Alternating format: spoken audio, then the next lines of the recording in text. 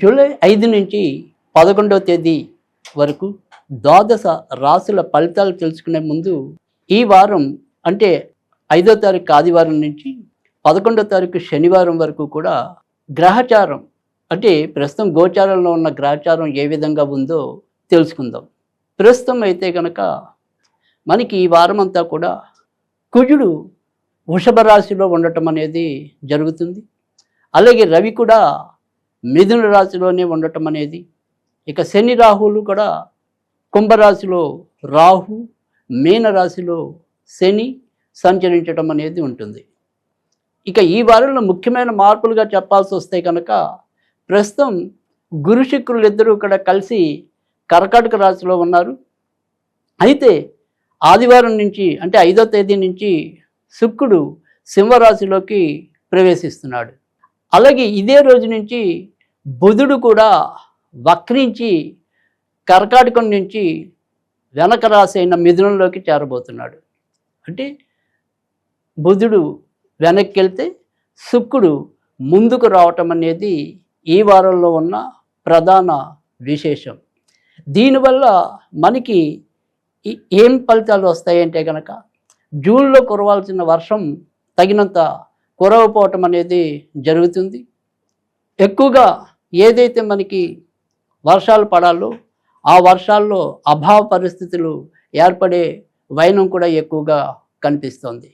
అలాగే శుక్రకేతువుల కలయిక వల్ల స్త్రీల పరంగా మరింత సమస్యలు పెరగటం కానీ, స్త్రీల వల్ల ఆకస్మిక నష్టాలు కానీ, స్త్రీలు తీసుకునే నిర్ణయాల వల్ల ఏదైనా సరే జరగరాని పరిస్థితులు కానీ వచ్చే అవకాశాలు కూడా ఎక్కువగా ఉన్నాయి.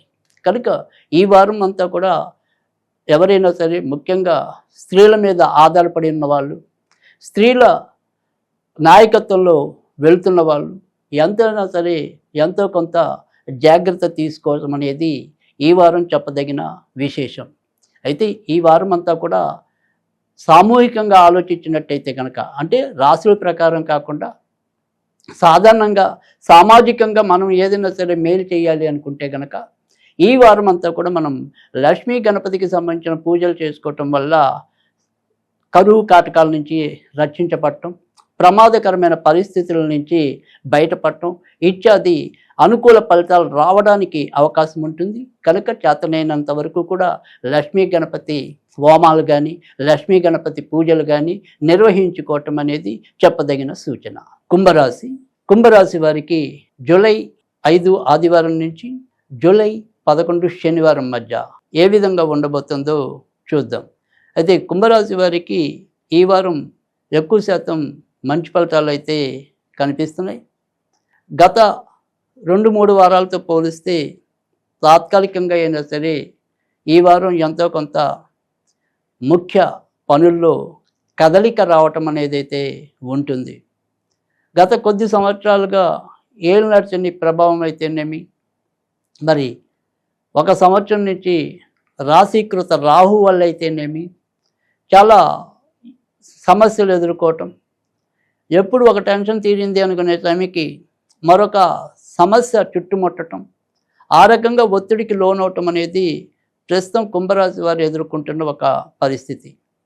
అయినప్పటికీ కూడా ఈ వారంలో అలాంటి ఒత్తిళ్లు కొంతవరకు అధిగమించి ముందుకెళ్ళటం అనేది అయితే కనుక జరుగుతుంది. అలాగే కుంభరాశిలో ఉండే సహజసిద్ధమైన నాన్పుడి గుణం అయితేనేమి, లేదా ఒక రకమైన బద్ధకం అయితేనేమి, మొహమాట పడే గుణం అయితేనేమి, దానివల్ల కూడా ఒక్కోసారి కావాల్సిన అవకాశాలని సకాలంలో పొందలేకపోవటం అనేది. అయితే ప్రస్తుతం పంచమ స్థాన స్థితి రవి బుధుల వల్ల చురుగ్గా నిర్ణయాలు తీసుకోవటం అనేది సాధ్యమవుతుంది. అలాగే మరి వృత్తి ఉద్యోగాల స్థానంలో గురుడు గోచరంలో ఉండటం అనేది, తర్వాత మరి సప్తమ స్థానంలో ప్రస్తుతం శుక్రుడు చేరుకోవటం అనేది, వీటన్నిటి వల్ల తమ యొక్క వృత్తి ఉద్యోగాల్లో గౌరవ మర్యాదలు అయితే కనుక పెంచుకోగలుగుతారు. ఎన్ని ఇబ్బందులు ఎదురైనప్పటికీ కూడా తమ స్థానాన్ని అయితే కనుక నిలుపుకోగలుగుతారు. ఇక కొత్తగా వివాహం కావాలి అనుకున్న వారికి కూడా ఆ వివాహానికి సంబంధించిన ప్రయత్నాలు అయితే కనుక చేసుకోవచ్చు. ముఖ్యంగా సప్తమ స్థానంలో శుక్రుడు ఉండటం, పంచమ స్థానంలో వివాహకారకుడు సంచరించడం చేత ప్రేమ పెళ్లి చేసుకోవాలి అనుకునే వారికైతే గనక మరింత యోగ్యదాయకమైన వారంగా కూడా ఈ వారం అయితే గనక చెప్పుకోవచ్చు. ఇక సినిమా రంగాల్లో ఉన్న వారికి చాలా విశేషమైన కీర్తి ప్రతిష్టలు పొందే పరిస్థితి అయితే గనక ఈ వారం గోచరిస్తోంది. ఇక రాజకీయ రంగంలో తమ వారసులతో రాజకీయాలు చేస్తున్న వాళ్ళు ఎవరైనా ఉంటే గనక వారి మూలకంగా వీరికి కొంత కీర్తి ప్రతిష్టలు పెరిగే సూచనలు కూడా ఈ వారం ఎక్కువగా కనిపిస్తున్నాయి. మొత్తం మీద చూసుకున్నట్టయితే గనక కుంభరాశి వారికి కొద్దిగా ఈ వారం ఊరటగా ఉంటుందని చెప్పవచ్చు. మరింత ఊరట లభించాలి అనుకుంటే గనక వీరు దుర్గాదేవికి సంబంధించిన పూజలు చేసుకోవటం అనేది ఉత్తమం.